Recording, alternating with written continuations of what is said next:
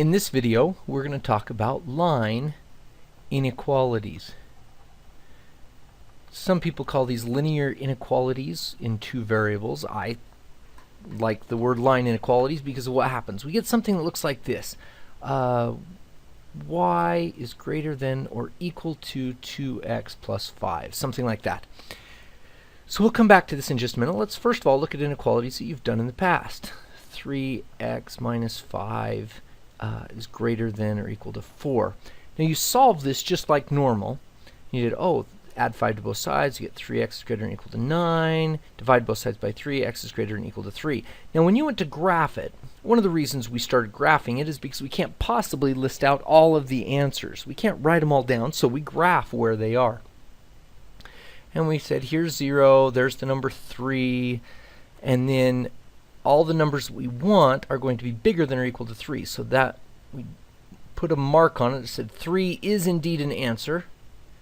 And then we went like that. When you were younger, you kind of put a dot like that and said, yep, I colored in 3 in all of these. I want you to look at it in just a slightly different fashion. This number 3, once we have found this is like a border or a cut point.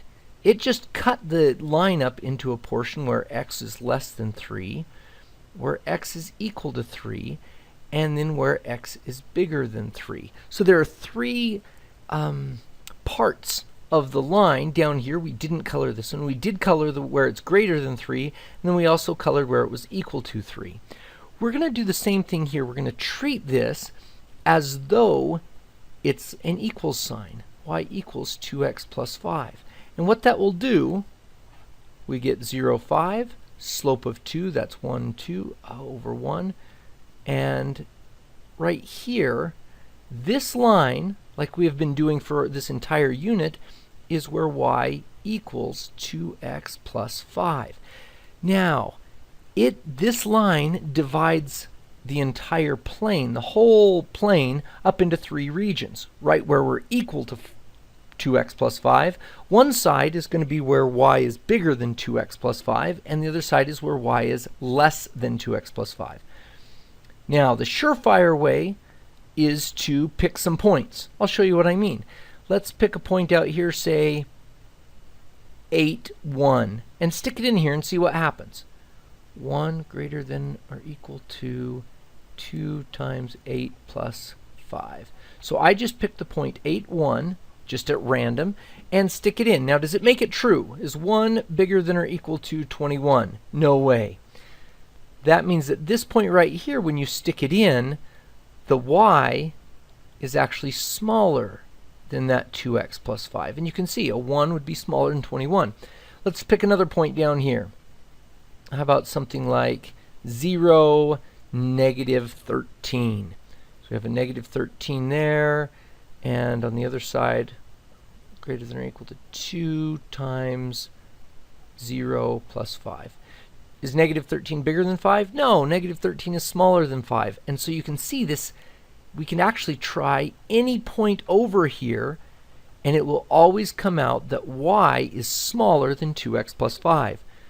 Here's a really, really good point right there to try. 0 bigger than or equal to 2 times 0 plus 5. That's not true. 0 is not bigger than 5. 0 is less than 5. So you can kind of see 0, 0 as a point gives us this inequality. So this entire side over here is where y is less than 2x plus 5. If we look on the other side, pick a point over here. It looks like if we do like negative 6, 8, we should get far enough on this side to make sure we're here. So let's try that one. 8 less than, greater than or equal to 2 times negative 6 plus a 5. Let's see if that works.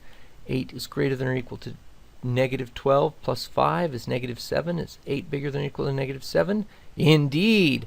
So this point makes this inequality true, so it better be colored. And you try another point, another point, another point, another point, another point. Now, if you try this point right here, you will get equal to 2x plus 5. And yes, indeed, we want those. So we mark this as a straight line, meaning we want it, and we're going to color in all these other points on this side that way. Alrighty, let's try another one.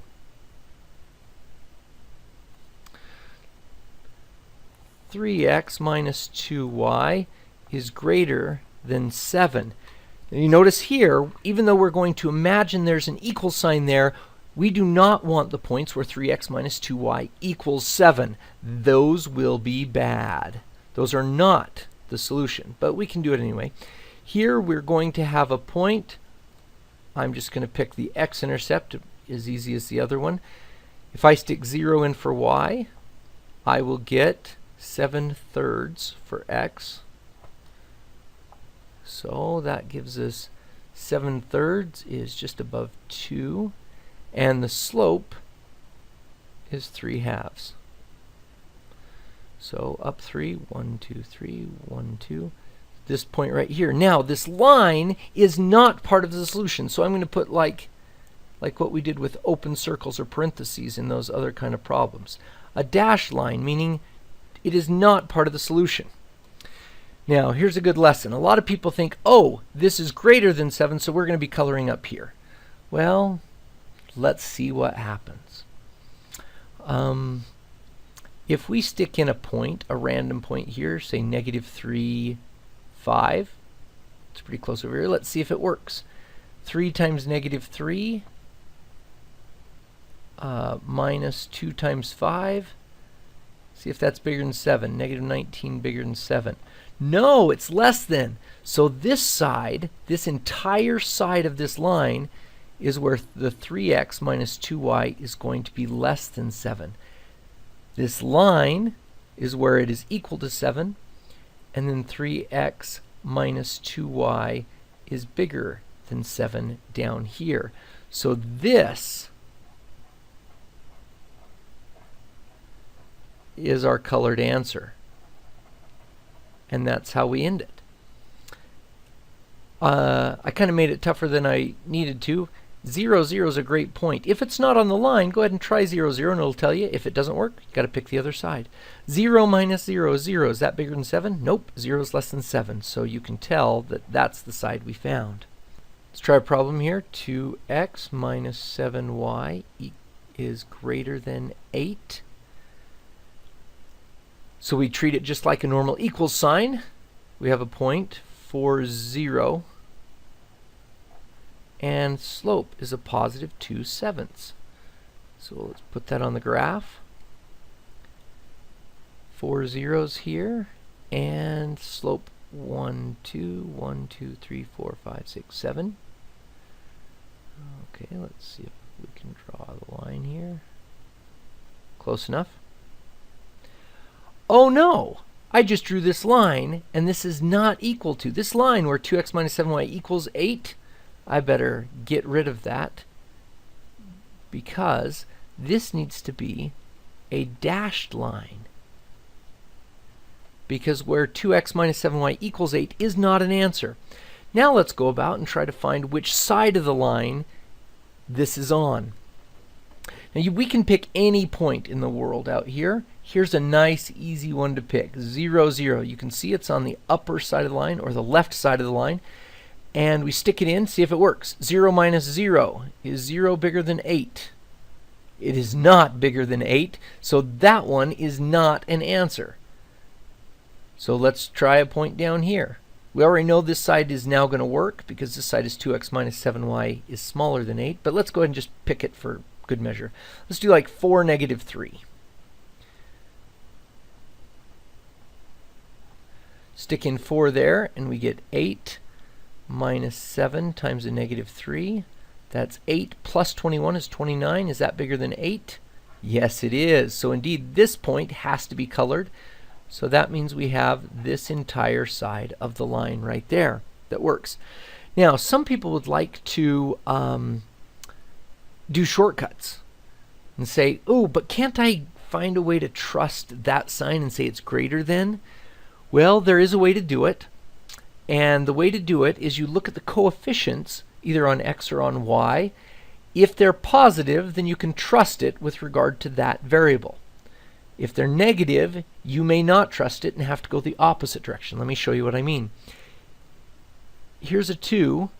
That's a positive. So as with regards to the x, you can trust it. X is bigger than something. That means you move to the right. And you'll notice we colored to the right of this line. On the other hand, the y is, it has a negative coefficient, a negative 7, which means we can't trust this. The y is not greater than something, it has to be less than, and you can see it down here. We went down on the line. Let's do one more so you can see how that works again. 3x plus 5y equals, better do a greater than or equal to 9. So we pretend like it's an equal and graph the line that'll cut the plane up into pieces that we need. Let me see, we have a 3, 0 as an intercept and a slope as a negative 3/5. 3, 0, 1, 2, 3, 1, 2, 3, 4, 5. Solid line, because equal to will actually be part of our answer here.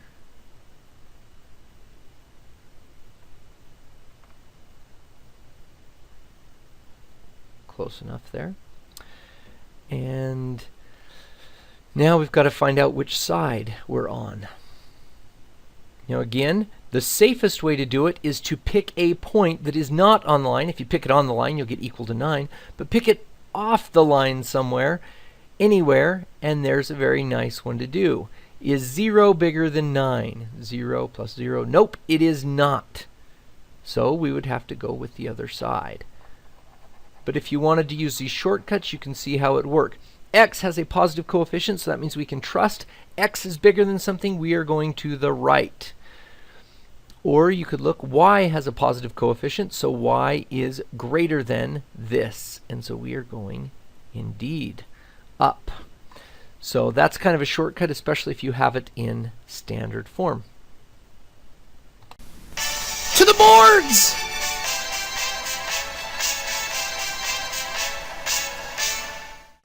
Here you are with a couple problems to put in your video notebooks.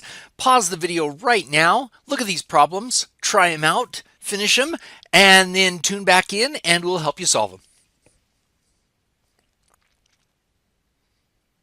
And here we have graph y greater than 2x minus 5. Remember, on graphing these inequalities, the first one is to graph the border. The line, that means where it's equal to. So imagine that this just has an equal sign here, and it's like, oh, the slope is 2, and it has the point 0, negative 5. We know how to graph it in y equals mx plus b form. So 0, negative 5 is about right down there, and it has slope 1, 2 over 1. So right now, you're going to graph this one right here. Now you'll notice I just did something bad, but it's okay. That's the line. So graph the border of the line. But step number 2, is it dashed or solid? And we always check this right here. We don't actually want y equals 2x minus 5. That's not part of the answer. So let's go back just a little bit and take that one away. There we go. And it needs to be a dashed line. Like this. There the border is now completely correct. Good. So now it is dashed because it is less than. Excellent. And now which side? This, when y is by itself, we have y is bigger than the line, and so it will be from here on every point of the line up. So it will be over here on this side. You can always double check and make sure a point, because every point over here will work. You can stick in 0, 0, and let's see, will 0, 0 actually work? 0 bigger than 2 times 0 minus 5. 0 bigger than negative 5? Yeah, 0, 0 works, so it better be colored. And you can stick in negative 3, 8, but you could try something else on the other side, and it won't work. Like, let's try one way out here, like 7, 0. That looks far enough off the line that it shouldn't work, should it? Let's try it. 0 bigger than 2 times 7 minus 5. 0 bigger than 2 times 7 is 14 minus 5 is 9. See, that's a false statement. Every point out here when plugged in will make it false. So here is the answer. Excellent. Let's try the next one now. Graph 3x minus 7y greater than or equal to 15. All right, so step number one, we need to graph the line 3x minus 7y equals 15. You could solve for y and make it y equals mx plus b, or we can find a point in the slope some other way. This is in standard form, so we see that the x-intercept is actually very easy. 3 times 5 would give us 15, so 5, 0. The x-intercept is actually a nice easy one, or you could do the y-intercept as well. The slope is 3/7. So from here up 3, 1, 2, 3, 1, 2, 3, 4, 5, 6, 7. Good. And now I'm going to do the line. Is it dashed or solid? And this one is a solid line because notice 3x minus 7y equals 15. The line is part of the answer. There's the equals right there that says, yep, we want the whole kit and caboodle right there. Okay, so let's graph which side of the line. Notice this one says greater than, but you have to watch out because there's a negative timesing the y. And if you were to solve for y, it would reverse it. It would reverse the direction. You can trust this. X is greater than 15, so x is going to be on the greater side. So we're going to go this side. Or y has a negative, so you'd have to flip it around, make it y less than that. But let's double check with a point for sure. Nice easy point somewhere over here, 0, 0. Let's see if it works. 3 times 0 minus 7 times 0 equals is greater than or equal to 15. 0 minus 0 is 0, greater than or equal to 15. Is that true? It is not true. This whole side better not be colored in. So let's look at it that side. And you could try one over here and see that all of those points will work. Let's solve for y so you can see how this works in that sense. Subtract 3x minus 7y greater than or equal to negative 3x plus 15, and then divide by a negative 7, divide by a negative 7, divide by a negative 7, and when you divide by a negative, what happens? This switches direction. So we get 3/7 x minus 15/17. So if you would have done this first, you could have used 0, negative 15/7, and then gone up 3 over 7 for the slope, but notice y is less than, and if y is by itself, you can always trust that you will shade below the line there. So make sure you color the correct side. Good.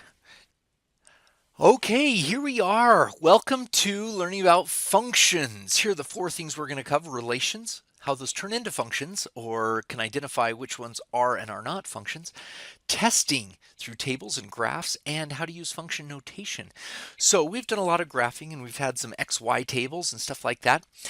Now we're going to articulate some of what we've learned. So the first thing is relations. This is any data that is related. Here are a couple of examples. We just picked the math lab here at BYU, Idaho. Visits to the math lab for a couple of weeks. On Monday, we had 150, Tuesday, 257. Notice that data has been related between these two. That's it. We call the first entry the domain. And we call the second entry, or the set of all second entries, the range. So in this case, the math lab visits, we had the domain as Monday, Tuesday, Wednesday, Thursday, Friday, Saturday. And then it got duplicated right down here. That's the domain. The range is 150, 257, and often it'll be put in numerical order, but it's all of these numbers. Did any of them ever double up? I don't know. That's all. That's it. That's a relation. Here we have preference of kid meals. At this age, what do they prefer? The most preferred age 6 was nuggets and 7 is hot dogs. Oh, good. 7, 6, 7, 8, 9, 10, 11. That's it. So the domain in this case would be 6 through 10. No, 6 through 11. The range would only be 3 things: nuggets, hot dogs, corn dogs, oh, and hamburgers. So these are 4 of them. So you'd write that out: nuggets, corn dogs, hot dogs, hamburgers. There you go. So that's all there is to relations. So we move on to functions now. Some relations are functions and some are not. And this is how you tell. If you can play a game, like over here, if we said, oh, the preference of kid meals. What is it at age 10? So there's a question asking about one thing in the domain and say, what's its partner? You say, oh, hamburger. You can play that game. How about 8? Yep, corn dogs. So this acts really as an input and has an output that you can tell exactly right. Now notice over here, you could say Monday goes to 150, Monday goes to 143, depending on which Monday you want. So when you're talking about what makes a function, it is restricted to when you can pick one of these and get a definite outcome. So in this case, Monday goes to 150 and Monday goes to 143. You don't get a very specific answer. So in math, it's very good in calculators and in modeling things that if you do an input, you get exactly one output. So this guy right here, because there is a duplicate, Monday is duplicated and Tuesday is duplicated, this one is considered, though it is a relation, it is not a function. And that's the only thing. A function is a relation where every element in the domain is matched up with exactly one element in the range. So here we have the domain. Look, Thursday gets matched up to 240 and it gets matched up to 270. That wouldn't work in a calculator if you said, okay, find the answer for Thursday, and it punched out two different answers. It's not a function. So thus we see the very first test that functions have. If you're trying to determine whether or not a relation is a function and you have data, if you see Friday and Friday, if you see something duplicated, then nope, it's not a function. Over here, do you see anything duplicated? 6, 7, 8, 9, 10, 11. Nope, this will be a function. And that's it. That's how you can tell by a table of data whether or not something is indeed a function. Now notice if these guys switched around and we had the domain as nuggets, hot dogs, corn dogs, and hamburgers, this would not be a function. This one switched around. If you put in the numbers on this side and had these as the domain and had these as the range, it would indeed be a function. And that's it. There's one other test that you can tell, and it's how you see these guys as a graph. I'll show you what I mean. If we were to graph this and say, okay, here's Monday, Tuesday, Wednesday, Thursday, Friday, Saturday, and then we have the numbers up here, 100 right there, 200 right there, 300 right there. Watch what happens that causes this not to be a function. Monday 150, Tuesday 257, Wednesday 308, Thursday 240, Friday 142, and Saturday 73.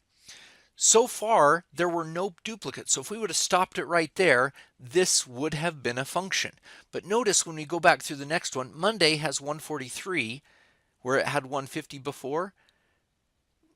Notice that having two dots right above each other means that for the input, I'm going to write input down here, and I'm also going to write domain. Yeah, input will have two separate outcomes. A function only has one outcome or output. Every time you put something in, you only get one output. That's what a function is. So notice Tuesday had a 257 and it also has a 278. So right above Tuesday, well, I have two dots. And that is a graph test for a function. If you see a graph like a line, we drew these in the last couple of sections. If you go over to some input here and you look above it and you're like, oh, there's one dot. If that happens all the time, it's a function.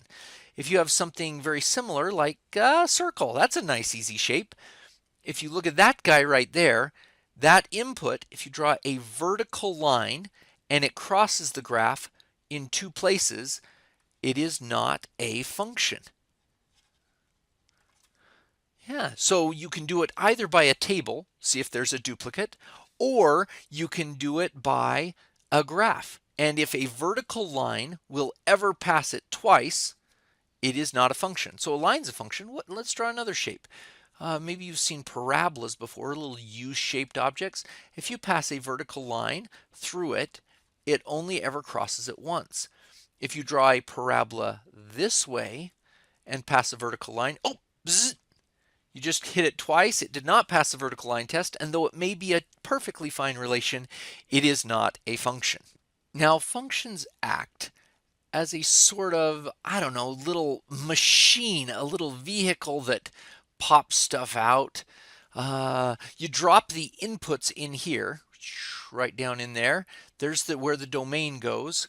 and then they get processed through some sort of whatever, and then they pop out exactly one answer. That's what it does. Some people use an example of a like a recurve bow, and the arrows, the quiver, right over here with the little fletchings there. There we go, there we go. And you stick one in here, and it shoots and it hits the target over here is the range.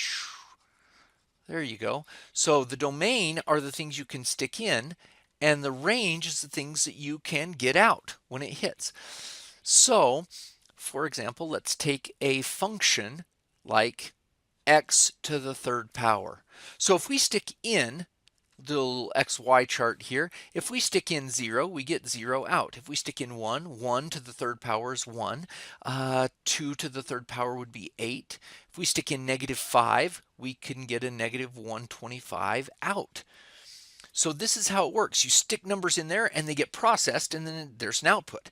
So they will write this as kind of a machine with a title like f for function of x. And they'll write it like this: f of x equals x cubed. So f is operating on x. This doesn't mean f times x. And this is what is called function notation.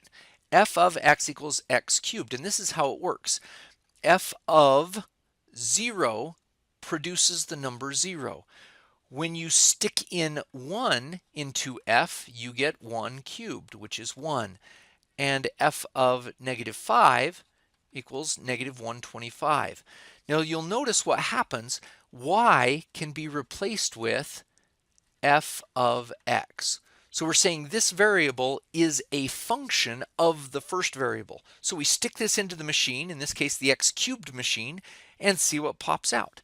Now let's show you how this works with a little bit different one. Let's take f of x, in this case not being x cubed, but say x squared minus 3x. So this is going to take whatever number we start with and process it by squaring it and then minusing 3 times that number squared, times that number. So let's do something like f of 3 and see what we get. This is 3 times 3, 3 squared, minus 3 times 3. That's 9 minus 3 is 0. How about f of 0? 0 squared minus 3 times 0. Oh, great. That gave us 0 as well. That's kind of funny. That's 2. We took the arrow 3 and the arrow 0, and they hit the same place. Notice that is not a violation of being a function. If we were to do a little xy chart, 3 hit 0 and 0 hit 0. The range repeated, but that's perfectly fine. The domain is what cannot repeat. So let's do a couple more. F of 2 would be, you just stick, notice what we're doing, we stick that in there and there. 2 squared minus 3 times 2, and that equals 4 minus 6 is a -2. Before we finish this problem, we've got to talk about one of the neatest connections ever. The whole idea of a function is that when you stick something in, it will do its predetermined operation and produce an answer without fail. It is as secure and as true as any rule ever. And in the gospel, there's the same thing. It's called the law of the harvest. Here's a cute little video from the church that talks about what can happen in the law of the harvest.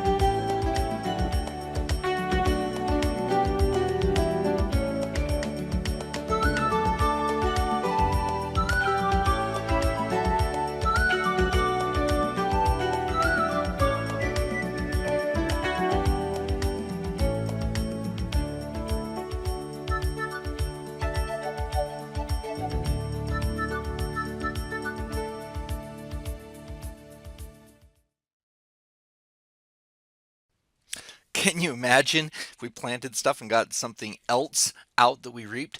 Here's Galatians 6. Be not deceived, God is not mocked. For whatsoever a man soweth, that shall he also reap. For he that soweth to his flesh shall of the flesh reap corruption, but he that soweth to the Spirit shall of the Spirit reap life everlasting. It is an eternal principle that if we want peace and happiness, we must put forth those actions, beliefs, change of hearts that will lead to that.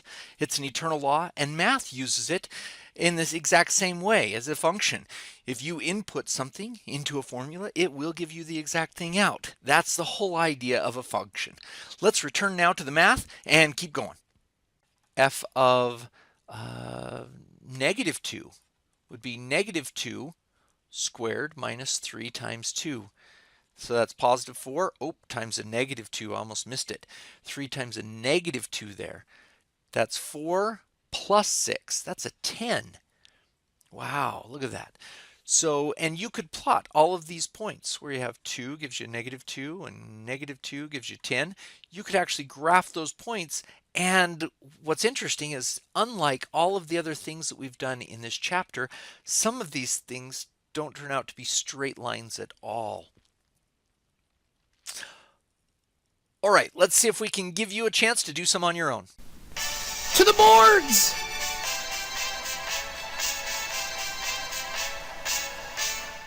Here are 3 problems. Go ahead and try them on your own. Press pause right now, finish them up, and then when you're ready, go ahead and unpause the video and we'll solve them for you.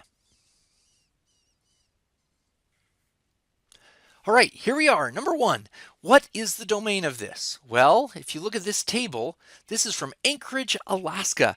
On June 4th, the sun rises at 4:31, and then it gets earlier, and pretty soon on June 21st is as early as it ever gets and then goes off. So the domain is June 4th through the 26th. June 4th through June 26th. That is the domain. Good.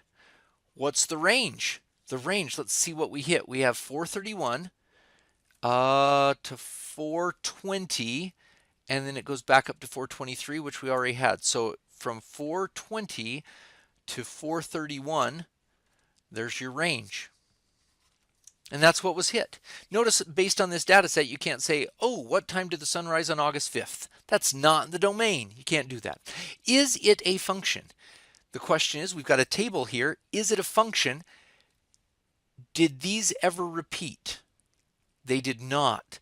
Notice backwards, we'd be like, okay, what date did you have 4:20 a.m.? And notice there's a lot of them.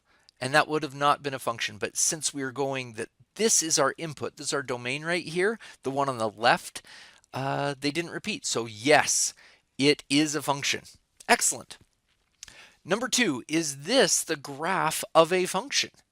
Yes or no? Well, with a graph, you run a vertical line test. If you run vertical lines all the way across it, does it ever repeat one so that you would have one input having more than one output?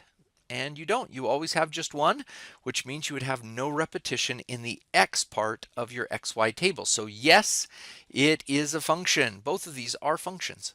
Great. Number 3, if f of x equals 3x plus 7, find f of 2. So f of 2, we stick 2 in where the x is, so we get 3 times 2 plus 7. That's 6 plus 7 is 13. And that's it. F of 2, we're just processing on 2. So here is to test, see if you really understand this. F of p plus 9. Well, f of x is 3x plus 7. F of q would be 3q plus 7. So f of p plus 9 is 3p plus 9 plus 7. Notice how we took that entire p plus 9 and stuck it in where the x was. That's the idea. F processes whatever's in here by doing that to it. So we did the same thing. We put p plus 9 right there. And we get 3p plus 27 plus 7 equals 3p plus 34. Just simplify it down as best you can. Alrighty, nice job.